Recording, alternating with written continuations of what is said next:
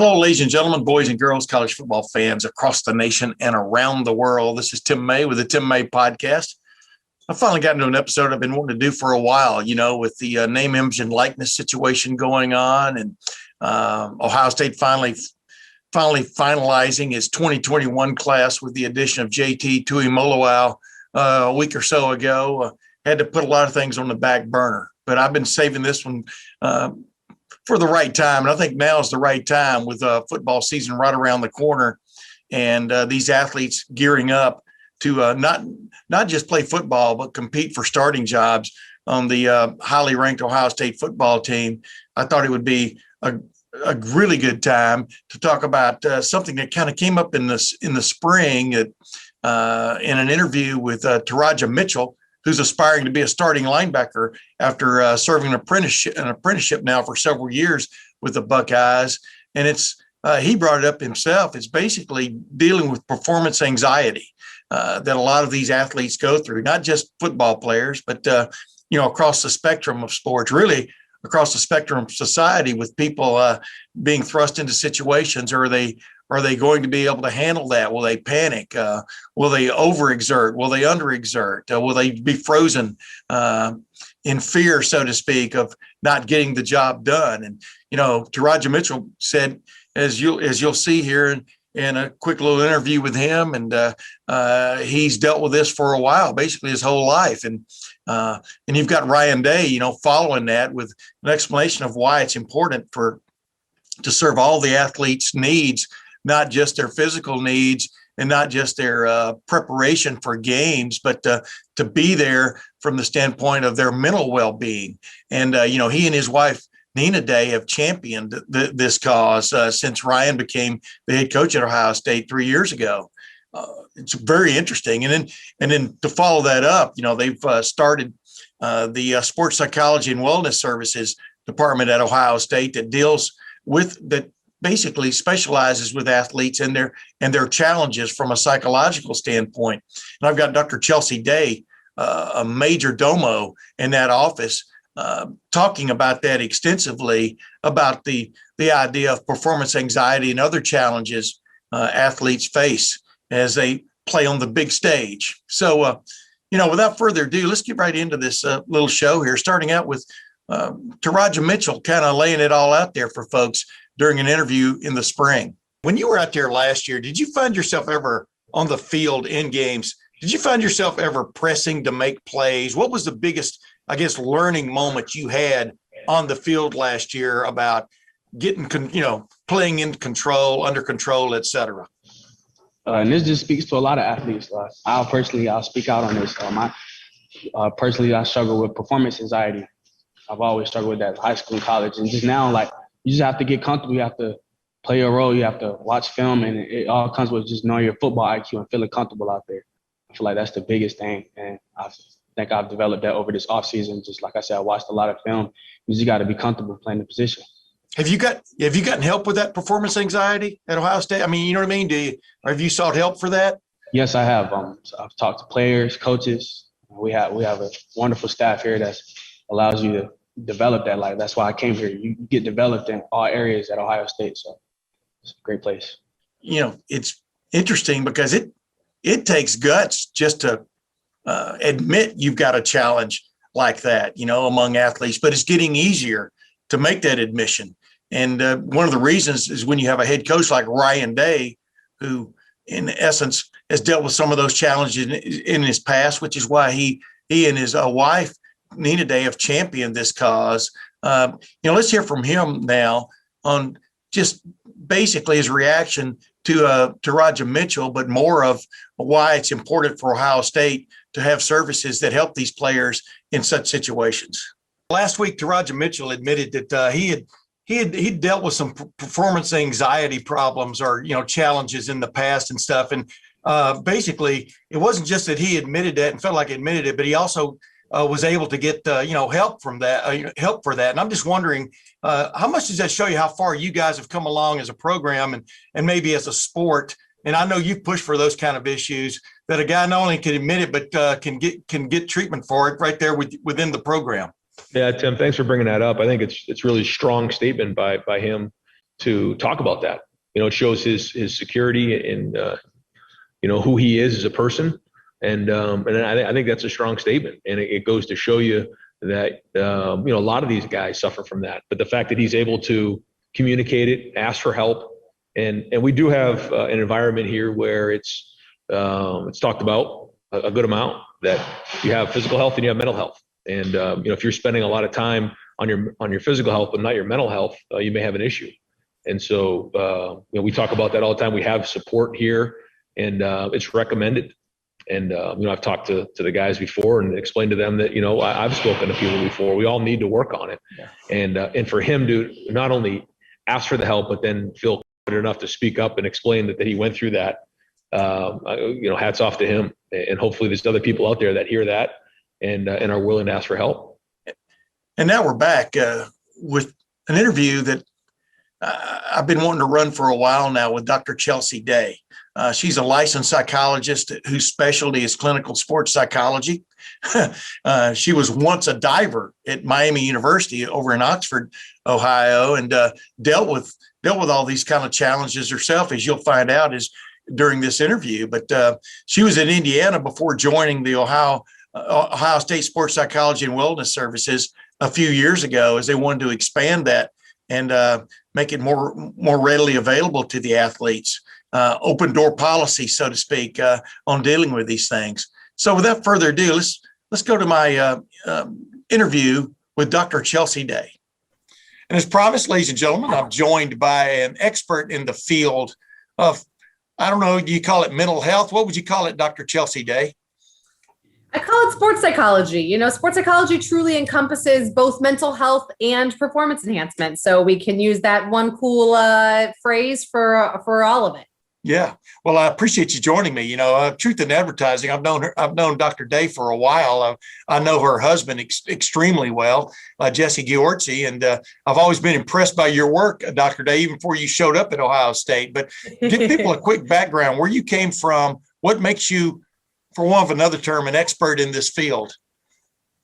I was a collegiate diver at the wonderful Miami University in Oxford, Ohio, and could have used a sports psychologist, and so became one. So I did my graduate work. I got a doctorate in clinical psychology, specializing in work with athletes out in New Hampshire. Ended up in Detroit for a minute at Oakland University. Most recently spent a few years as the director of counseling and sports psychology at Indiana University, where I got to kind of build that program from the ground up. And that was really fun. And then had the opportunity to come home to Ohio and join the Buckeyes as one of the sports psychologists here in our sports psychologist and sports psychology and wellness services staff. So have been here since late September of 2019. And you go by Dr. Chelsea Day. Yes. Are you kin to Coach Ryan Day in any respect? I am not. No, just in spirit. Not by blood. Yeah, it's pretty funny. It's ironic you even spent a little time in New Hampshire. That's where he's from. But I digress. Dr. Day, we've talked about this before a little bit, but in my opinion, Ryan Day has been on the cutting edge of sports psychology from the standpoint of players dealing with problems that necessarily 10 years ago, even 5 years ago, they wouldn't reveal to people and stuff. Mm-hmm. And just what has been your relationship, you and your staff's relationship with the football program in particular, these rough and tumble dudes who won't ever admit they're even hurt, much less hurting inside, what has just been your relationship so far? Have you been pleased with it? Absolutely. I mean, it starts from the top down. The unfortunate truth is Coach Day has his own, long history with mental health and in his family history that he talks really openly about, has been a champion for youth mental health through On Our Sleeves, with Nationwide Children's Hospital. Yeah. And he brings that vulnerability into his coaching. And that's a game changer. So it starts from the top, being able to say, this is real human experience, and you are humans and football players. And so the inception of our kind of little team of four in sports psychology unit here at Ohio State really got rolling in August of 2019. And since that started, he has been on board and totally in support of us. He has, insisted that we be in the Woody around the guys, available. They know our faces, they know our names, they know how to access us. We even had drop-in hours over in the Woody so that people could stop by, that if they didn't have an appointment but wanted to pop in for 5 minutes, had a question, thought, wanted to touch base, that we were available. And so, he knows us by name and face. He knows who we are. I think that one of my initial thoughts was, is this going to be lip service? That us in, is this, it looks good, and it does look good, but I've been really impressed with the way that we've really integrated into our department as a whole, and especially into football.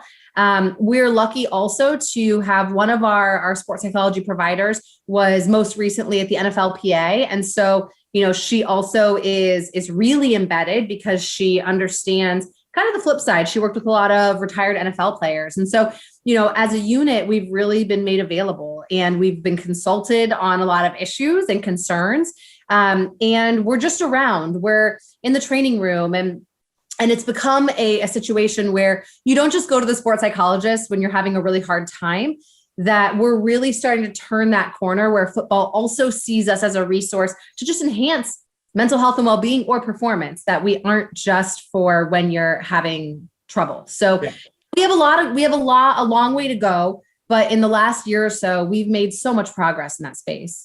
I was going to say, did it start with drips and dribbles as far as players being reluctant? I mean, I think a lot of these guys, like you say, come from that tough world, that you don't hurt one way or the other. And I would think if you get one, it's almost like if you can get a couple involved, then it's word of mouth, right? Hey, this really helped me. And have you, like you just pointed out, have you found that it's gotten much, y'all have been received much better maybe than you were to begin with? What was it like to begin? Were they reluctant to come in?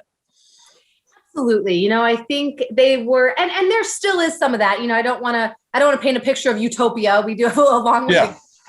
Word of mouth is huge. I think that when people also think about sports psychology, there's also still this idea of a white coat behind a door who's going to say, lay down and tell me about your mother, right? Yeah. If they want to talk about their mother, that's great. We'll do it. But, I think a lot of it is we've become real people.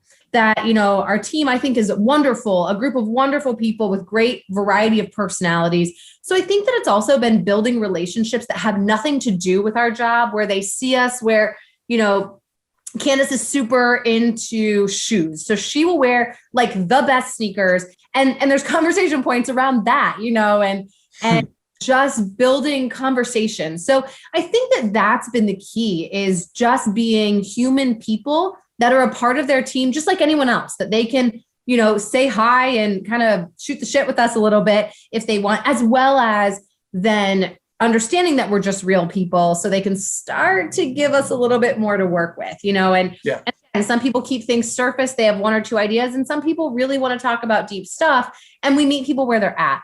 And so it was a slow build. And again, with COVID, it's probably even been further delayed, that, we were not around. We were going to risk being the one to take out the team. Right. So doing a lot of virtual. And so we've seen, and we're going to continue to see that really pick up as we can be more and more in person. But it really has been that word of mouth. Someone has a decent experience and is like, oh, I went and talked to Sports Psych and they were really helpful. Even if it was just, I have been having trouble sleeping and they gave me a couple great tips, you should go. Or, oh, like they're really cool. Like, it's not that bad. You can go chat. And so, that's how we build those relationships, and we're really working hard to continue that. Does, I would think Hippocratic Oath pops in here or something, but is what goes on in a conversation with you in that room or that Zoom room, does it stay in that Zoom room? I mean, I would think sometimes these players might be reluctant, thinking, I'm going to tell her, and then she's going to tell Coach Day, and then next thing you know, I'm going to be in the transfer portal. Right. Absolutely. We are all licensed mental health professionals. So we are bound not only by HIPAA, which is, that thing you sign every year. We're also bound by our state licensure laws, which states that we can only speak to other medical professionals providing treatment to that individual. So we also can't just go talk to a random doctor or a random athletic trainer. That the only time we can share without a signed consent is for the purpose of medical services. So, we really can't even confirm or deny if we're meeting with someone. So if Coach Day walked up to me tomorrow and was like, Chelsea, I need to know, have you been talking to so-and-so? I just wouldn't be able to say anything. Even if that player said, hey, Coach Day, I'm meeting with Chelsea. If Coach Day walked up to me right now and asked, I would have to say, oh, I can't really tell you anything unless I have a signed piece of paper. Yeah. And so I would have to go back to that athlete. And we inform them of that, the first time that we meet with them. We inform our coaches of that. And I have to say that, every coaching staff has different feelings about that. From the high school to the professional level, everyone's got their own view and discomfort with some of that. Our football staff has been wonderful. They don't want to know what they can't know. They're really good about, we trust that you will work to get us whatever information we need and that you'll work with our players. But they are also really invested in building their own relationships with the players that the players will share with them. And so, we've never gotten pushed from them of, no, you have to tell me information you shouldn't, which I think is also really helpful that we can confidently share that with the players and say, your coaches don't push. And so this really is confidential unless you want to share with them or unless you ask me to, because sometimes they'd rather us share than them have to share. Yeah. And you can get that signed sheet, right? And then we can say, hey, just so you know, here's what they want you to know. They're just not comfortable telling you. And we can all work together that way. Have you, like COVID kind of screwed everything up in terms of just when y'all got the ball rolling, all of a sudden you're doing Zoom meetings like we're doing right now. Yes. But have you gotten any walk-ins, so to speak, that were recommended, that they were recommended to you by a coach, if you follow me? And is it a kind of a three-way street there? Yeah, we do. Our coaches are great about those referrals. So sometimes they will say, and our coaches really are good about approaching it delicately. We don't do mandatory services. So coaches say you have to, but our coaches work really hard on figuring out how to encourage people to do that. And again, our relationships with our various coaches also help because they can say, I know this person, I trust this person, and I really think it would be helpful. And so they can pitch our services and they believe in our services, which is really helpful. So they're able to say, we trust them. And so we do get folks that say, hey, my coach has recommended, or my coach thought this might be helpful, or I shared this thing with my coach.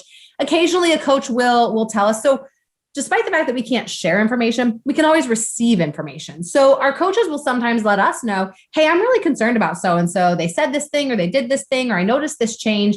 And we say, thank you so much. And then we take that and do with it whatever we can or cannot do with it. And so, they're really good about making sure that the safety net is there. Yeah. Folks that aren't using our services are on our radar. Yeah, this is really interesting. I mean, because like I said, when I was growing up, what they say, you got a knee injury, you put as one coach used to say, you tape an aspirin to your knee and get back in there. You know what I mean? Yeah, absolutely. Rub some dirt in it. Yeah. But I've, all through life, you've met guys that have had challenges from a mental or a psychological standpoint of playing the game. And the reason, one of the reasons I'm talking with you is I'm not going to name this player, even though he's named, elsewhere in this podcast, because I don't want to breach any kind of deal, but basically brought up the idea of dealing with performance anxiety. Yep. And you're kind of going, performance anxiety, 20 years ago, what the hell is that? And now it's like, it's a real thing that sometimes it's a little bit of a hurdle a player has to get through, male or female. And just, can you define what performance anxiety is for the layman? Yeah, so I would say that performance anxiety is when our level of kind of nervousness that we all get rises to a level where it becomes impactful, impairing, or debilitating. And so if we're talking just performance related, then it's something that maybe doesn't cross other areas of life, but when it's time to perform, when it's time to be evaluated, that anxiety rises to such a level that it impacts our ability to perform as expected. Yeah. So when that happens with, like, you're standing on the high board. No, what board did you go off of at Miami? 3 meter? What were you an expert at? We just did a 1 and 3 meter. Yeah. Left tower in the MAC. I was not an expert in either of them. To be clear, I was a very mediocre MAC diver, but nonetheless, I did it. Yeah, but nonetheless, you were trying for perfection every time. Yes. And you said, that background is kind of what got you interested in this, because you dealt with some demons, or not demons, but thoughts that were counterproductive to what you were trying to do? And did they ever rise to the performance anxiety kind of like level, I guess? Absolutely. At the time, I didn't know the term performance anxiety, so I just said I was a big old chicken. But absolutely, there was a whole group of dives. Our reverse dives, are commonly known as gainers, that I had a total block on. I mean, at state meet in high school, I went to do the dive. I freaked out in the middle of it and smacked flat on my back in state meet. Wow. And it very much was this, my adrenaline would pump. I would freeze. There's sometimes even in practices where I'd go to start the dive and I'd just stop on the end of the board. And so it was really this like debilitating, paralyzing anxiety about this one group of dives. And it actually took me my mom driving me down from Mansfield to the old natatorium at Ohio State and using their bubble system to start to get some comfort. And still then, once I got to college, it still was a problem for me, but I didn't have any resources to deal with it. And so I just kind of pushed through and stayed a chicken the whole time. Yeah. But by the way, that place was kind of spooky, wasn't it? The old diving well? Like dark. I remember being in there a couple of times. I'm going, wow, man, you really got to want it. But it was at that point, it was state of the art, but I digress. Right. So what I'm getting to here is, even though you meet with these young men and talk them through some things, et cetera, it's not necessarily a miracle cure, right? I mean, it's like, it's a over time kind of thing of getting you past one thing or the other. And I would think performance anxiety can lead to either overreaction or underreaction, like you're talking about, right? Is that kind of what we're talking about a little bit? Absolutely. There's a concept called the inverted U. It's a theory of arousal, and it kind of talks about the idea that, we all have this optimal zone, this optimal level of arousal or anxiety or nerves. And when that's too high, we don't perform well, but when it's too low, we don't perform well. And so, we have to find where our optimal zone of being amped up, revved up, kind of ready to go. Because it really can do one or the other. And so, it is about finding our unique space within that. And it often is a longer term thing. Nothing is more challenging than when someone comes in to talk to me, before championships or, before a big game, and they want the quick fix that's going to work in 4 days. And I usually say, like, I cannot help you with that. What I can do is we can start the process, because, it starts somewhere, right? Yeah. By the time it's debilitating or really impactful, we have got some stuff to unlearn and some things to do. And we've got to commit to the strategies that are going to eliminate it over time. If I had a 1 session magic cure-all, I would be super rich, living in some beach in the Caribbean, just like meeting with people once and taking my money and running. So, it's a longer term commitment than that, because it usually comes from something far, far earlier than when they're coming in to see us. I was going to say, I think you'd be living in the Cayman Islands, where you could hide all your money too. There you go. Now that would be the I'm right sure Jesse spot. would go for that, your husband, but I digress. So too. Koos Fraba, I don't know if you ever saw the movie Anger Management, but are there like little tips and terms that that can trigger, the smell of a perfume, of a girl you dated, 50 years ago can pop certain memories and stuff. I mean, are there key phrases and things like that involved in some of this kind of therapy? 100%. And we work to individualize that. So no one phrase will work for everyone. What works for you might not work for me, might not work for, this or that player. And so a lot of our work is identifying what those things are. What are our cues? What are our cues that we can practice and that we can tie? Again, similar to, when you see food, you start to salivate. How can we create that automatic response where when I say or think this word, I automatically feel this type of way? And we have to train ourselves into that. So it's identifying something meaningful for that person, tying it to the desired behavior or feeling, and working toward that over time.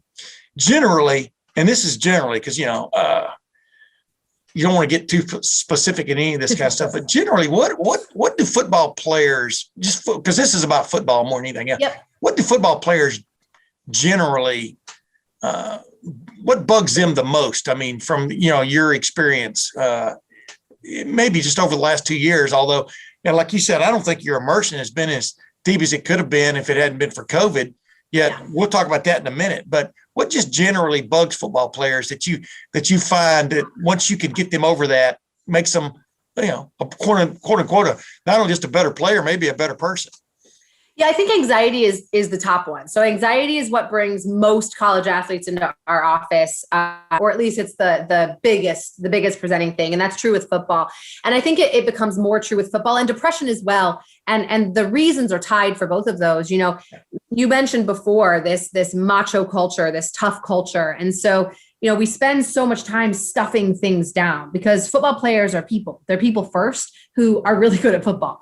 And so, but we forget, right? And we want them to push the people part down because we want them to be really good. But what happens is at some point that cement breaks and those weeds start coming up. And just like weeds in my garden, I can't just pull them and just pop right off the top. I have to dig down and get to those roots, right? Or those weeds keep coming back up.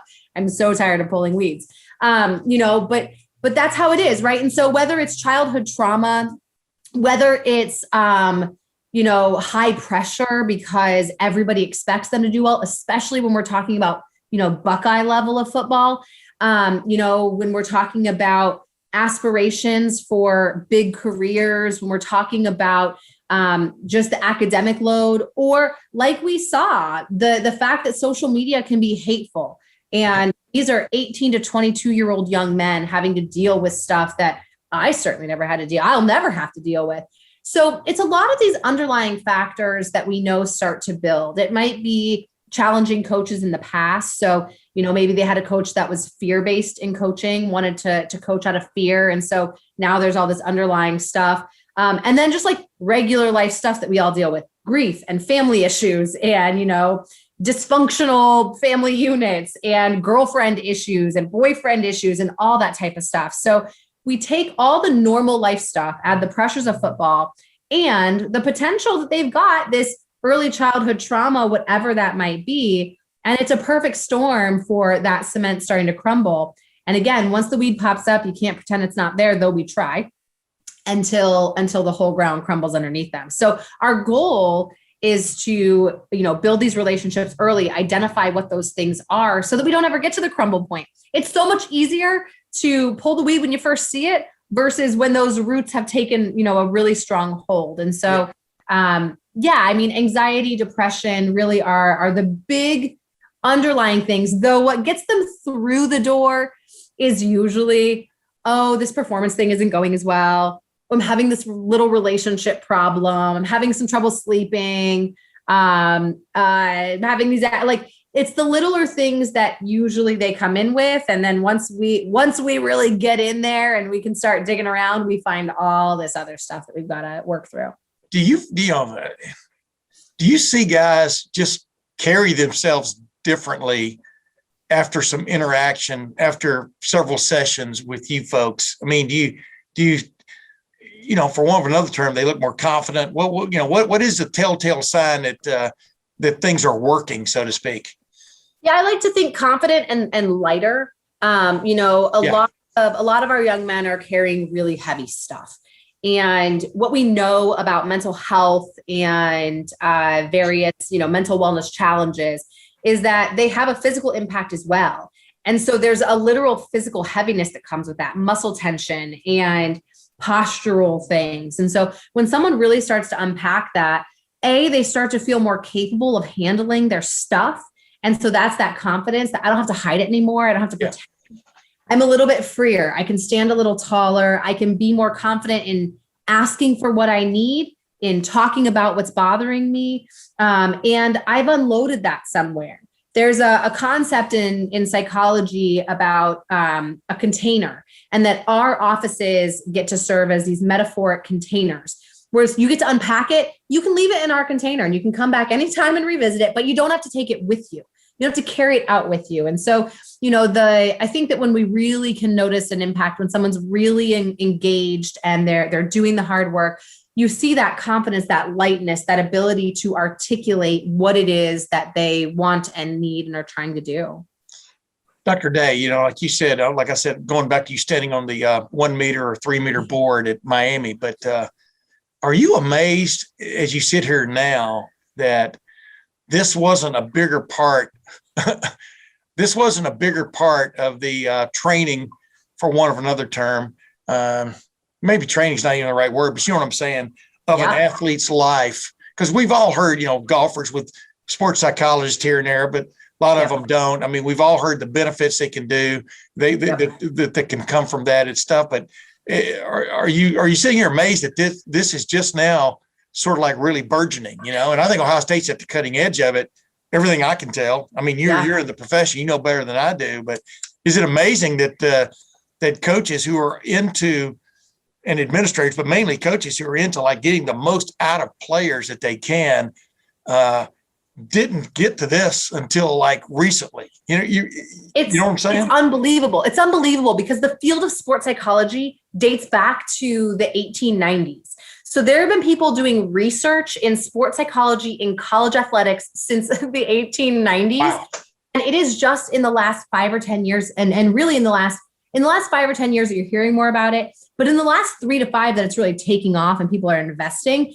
What's crazier to me, college athletics is at the forefront of this. So college athletics has probably the most full-time positions outside of the military that hires a lot of sports psychology professionals. But college athletics it's really doing some good work. What's more astonishing to me is that pro sports hasn't gotten there yet. Yeah. Pro sports has like a consultant that comes in for 1 day a week to talk to people.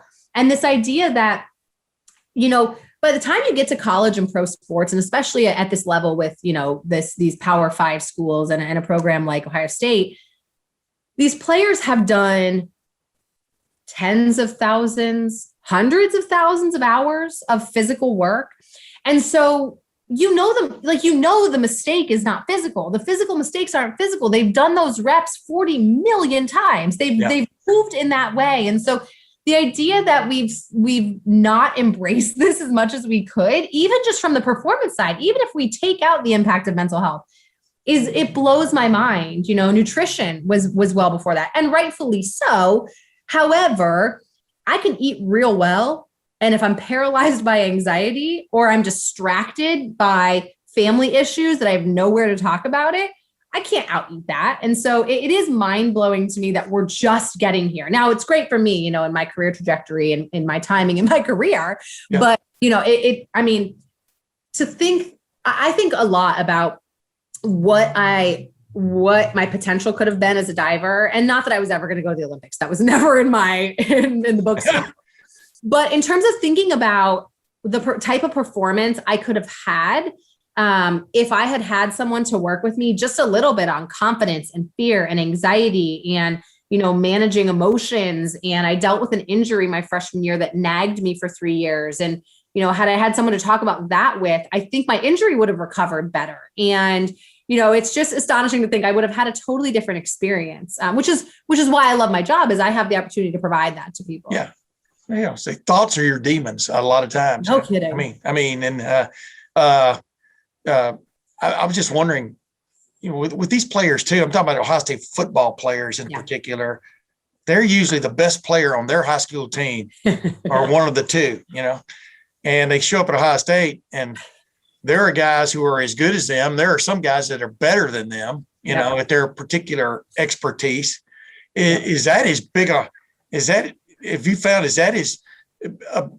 big of a, I don't know what's the word I'm looking for there, anxiety causing thing as anything else, that now you're in like competition? It is clearly competition. How do you deal with that? Right. I think, and I think it's probably underappreciated. People talk about it. And I think that when I've talked to players about it, they knew coming in, like they intellectually knew that I'm going to go from being the guy to being one of the guys, and maybe kind of not the guy. And I'm okay with that intellectually. And then I get here and, oh my gosh, I am now self-conscious. I am now anxious. My confidence is shot because I thought I was, great. And they are still great, which is what we try to remind them. They are still great, but I have a different comparison point, right? Yeah. It's like a hot tub to a pool. The pool might be a really comfortable temperature. Once you get in the hot tub, when you jump back in the pool, you're like, oh my, it's the same exact temperature it was. They're the same exact player they were, but their comparison point is totally different. And that's what we have to remind them of, that that can either serve as an incredible benefit to help pull and elevate their performance, or it can crush them and they'll never reach their potential. But again, intellectually, they all know. You ask any recruit, anyone who signs, yeah, of course I know that. But it feels a lot different when you get in it. Oh yeah. I would think that's the biggest. And then some guys show up like the Bosa brothers or whatever, stays young, Justin Fields, and they just keep, yes. There are better, as Liam Neeson said in that Star Wars, there's always a bigger fish, But those are the people that excel, right? Those are the folks that used it to elevate themselves and to push themselves. Yeah. Because the confidence to be like, yeah, I may not be the best right now, but you wait, because I will be. Yeah. Last thing. The COVID-19, which we're still, like I said, dealing with, I'm not even sure, like, for example, you guys, your group, are y'all allowed in the building now and stuff? Or, so it's moving back toward normal. Is that the best way of putting it?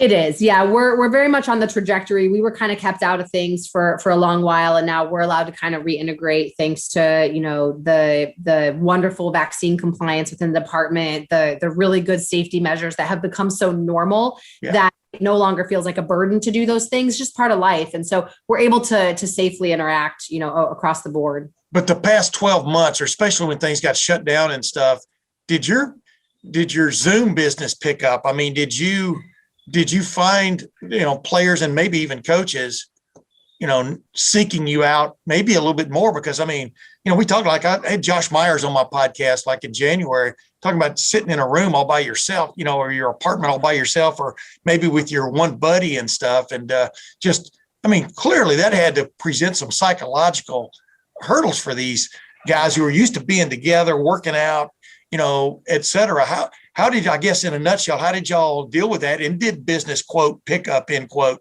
during that time? It sure did. What's really cool about working in the college space as a sports psychologist is that, you grind yourself into the ground from September to early December. The break comes for winter and you like get a breath of fresh air. And the summer's that way too. You get through spring, it's chaos. And then you're like, I get a breather. And we did not get a breather last summer, which was good and great and fine. We're happy to do that, but it was definitely a whole different feel last summer in terms of the demand.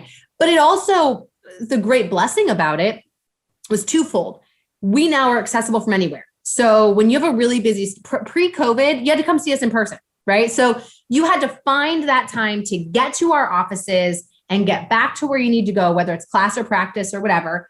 And so you needed more than an hour, right? You needed that buffer time on either side. And now we have folks who they'll go out to their car and they've got 45 minutes. We got 45 solid minutes and they go back in. Yeah. Or, whatever. We can do that virtually. So people can fit more in. So that was really helpful. We also had a lot of relaxed laws federally in terms of cross state practice. So some of our folks who had to go home, we could still meet with them where prior to COVID, I can't practice out of the states that I'm licensed in. I'm only licensed in Indiana and Ohio, with some exceptions with state laws, but there was declarations of emergency. And so we were able to meet with folks even when they went home, which just gave, again, greater access. It gave them more opportunity to get to know us so that now, some of our business is keeping up, which is great. But we saw a tremendous increase, and that was across the Big Ten. We all get together and from all sports, but specifically with all of the ups and downs and questions around football, across the board, we all saw some increases with utilization there. And with coaches wanting to utilize us for preventative type stuff, for team talks, for different handouts and resources. And so we were also more utilized for kind of that secondary, more passive intervention, not just that one-to-one counseling stuff. Yeah, that's very interesting. Hey, last thing, is this is here to stay, isn't it? Do you see it only, I'm talking about your profession, y'all's expertise, it's only going to blow up from here, isn't it? And like I said, I'm not trying to get you to brag on Ohio State and stuff, but has Ohio State become a little bit of a model, for one of another term, on utilizing this part of sports psychology, but utilizing this? How would you define it? Yeah, we're working on it. I think that Ohio State was actually a little bit behind the ball, and that was the exciting part for me to join this staff and help to kind of really blow it up, because we want to be the leaders. And we're the fastest growing sports psychology staff in the country. We may not be the biggest yet, but we're the fastest growing. And that to me matters more, because it means there's a consistent investment. It's not a one-time deal. They didn't say, we hire you, now leave us alone, we're not giving you any more money. They said, we want to grow this. We want to be the model.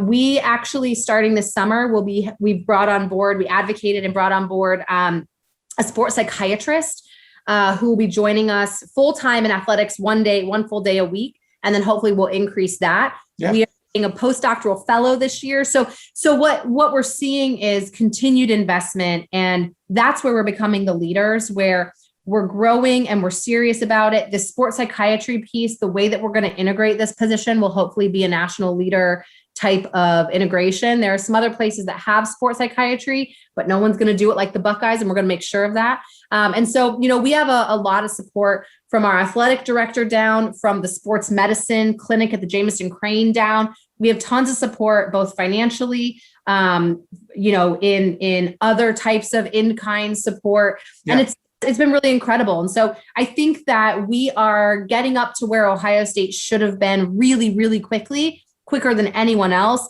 And we're about to cross that threshold in being the leaders. And that's what's really fun and exciting, is that, sports psych is going to catch up with football, where we're going to get to be the leaders in this space as well.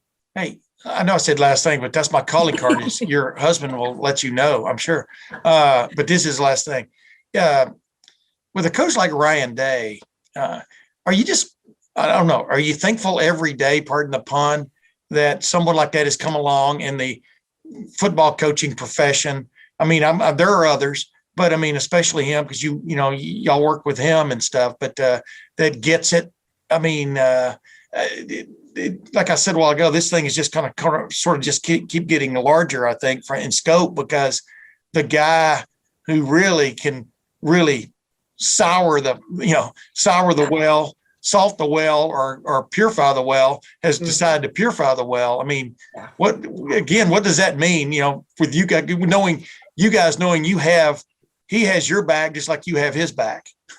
Yeah. And I'm spoiled. So I came from Tom Allen. So Tom Allen is that same vibe, right? So I'm like really blessed. I don't think I could go anywhere. I mean, if I were to go somewhere else ever, that was one of my first questions, because I'm really spoiled with football coaches that believe in the person. But yeah, we talk about it often. I mean, we just got him to record a video on our Sports Psych Twitter for an account that has 58 followers. We have like 150,000 impressions on this one video, which speaks to the platform that Ryan Day has and that he uses well to promote mental health. But we also have Coach Holtman. We're super spoiled here. Coach Holtman also talks a lot about mental health, his own mental health. And so we are eternally grateful that we aren't fighting uphill battles. We are working with coaches who, if we ask them to record a video for us for Mental Health Awareness Month, they're like, absolutely. When do you need it by? Yeah, we'll get it to you. And I mean, just those little gestures, they go a long way, because again, it's a top-down thing. The way that athletes interact with sports psychology services is absolutely hinged on how their coaches view sports psychology. And so the fact that we've got someone like Ryan Day in our leadership position within our football program, that trickles down to all of his assistant coaches, because they know he's serious about it. That trickles down to the player, to the GAs, to the players, and to the community, that, there's a lot of support. We've been really lucky that we've had community donations into various funds that have helped sports psychology staff grow as well. So I think that even goes out to donors. It's been really incredible to see that this idea that the person matters, that you are a whole person, permeates now our whole football program, from people outside to the people inside. And we couldn't be more thankful. I mean, it makes my job infinitely easier. Ladies and gentlemen, Dr. Chelsea Day. Dr. Day, thank you for joining the Tim May podcast. And this was a Tim May podcast that was a blast. I really appreciate it, because like I said, I grew up in even with your brothers, your brother, you're not hurt, get back in there. Why are you crying? Well, I got a B, I had all these, and you know what I mean? All these things can all add up to a guy dropping a pass in a crucial moment. Absolutely. Hey, Dr. Day, thank you very much. Thank you for having me. Yeah. The athletes today in major college sports, they have a lot of things coming at them a long time. Taraja Mitchell for example, has started his own fashion brand under the name Image and Likeness. Relaxation of those rules, and hopes to benefit from that. But in the meantime, he's got an Ohio State football season to play. Challenge for that starting job, as we spoke of earlier. And this is going to be an interesting fall for all kinds of reasons.